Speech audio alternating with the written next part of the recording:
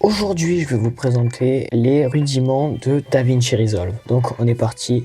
Go. Le plan média de DaVinci Resolve, donc on a plusieurs plans qui suivent la suite logique, montage vidéo, le cut, montage, fusion pour les effets, étalonnage, son et export. On les verra tous étape par étape. Donc moi je fais directement le plan cut.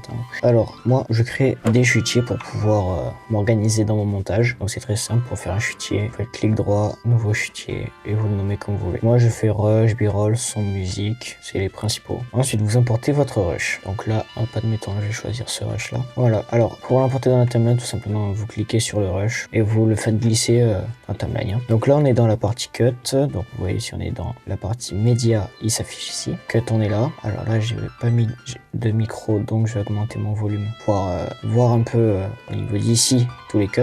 On va faire tous les cuts. Je vous m'en accélérer pour tous les cuts. Donc voilà, là on fait tous les cuts. Le raccourci pour les cuts, c'est CTRL B ou commande B pour ceux qui sont sur Mac. Ou alors vous l'avez ici l'outil, mais c'est plus long. Donc voilà. Avec le raccourci clavier, c'est beaucoup plus simple. Voilà, je vous fais ça en accéléré et je vous reprends juste après.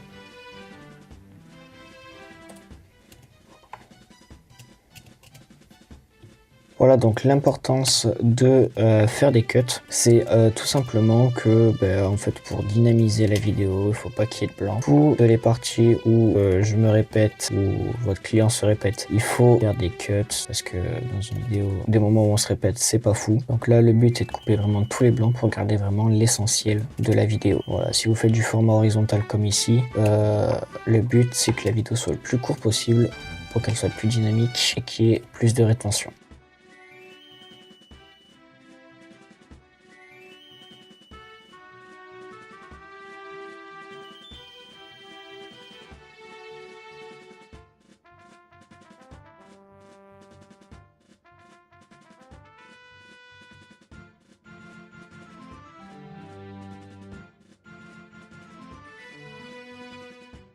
Voilà, donc là on a fait tout le dérush, donc on a gardé vraiment que les parties essentielles de la vidéo. Donc là vous voyez en temps, on a une vidéo qui fait 32 secondes, c'est un temps assez correct pour un short. Donc ce que j'ai oublié de vous dire aussi, c'est que là vous voyez on a des bords noirs ici parce que notre format il est pas adapté. Donc vous cliquez ici, là vous voyez on est en Full HD en 1920 par 1080. Donc en fait c'est le format horizontal de YouTube. Donc là on passe en format en 1080 x 1920.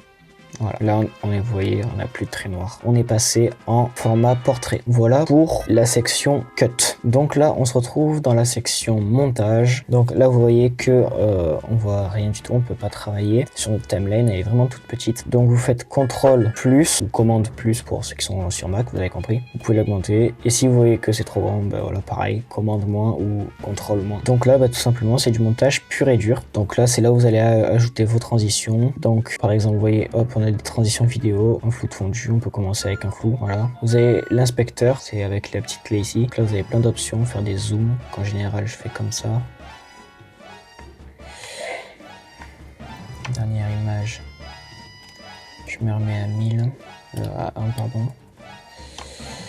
Là, voilà, le petit losange rouge là, en fait, c'est les keyframes, c'est les images clés. C'est ce qui permet, en fait, vous voyez là, j'ai mis en rouge comme ça, en fait, ça permet de créer un des zooms en fait. Après, vous pouvez l'avoir aussi en option zoom dynamique. Vous l'activez, la linéaire, il va nous faire un dézoom comme ça. Et si vous échangez, ça fait un zoom, tout simplement. Donc là, vous faites votre montage, ce que vous voulez, hop, vous faites ça, vous ajoutez vos b-roll, tout ça. Donc là, je vais pas le faire parce que c'est déjà une vidéo que j'ai montée. Mais après, voilà, vous avez compris le principe. Ici, vous retrouvez du coup vos médias. Donc là, vous voyez Master Rush, donc là, on est dans Rush. Là, vous importez vos b-roll, toujours pareil. Alors là, pour les importer, par contre, vous êtes obligé de faire clic droit et importer des médias.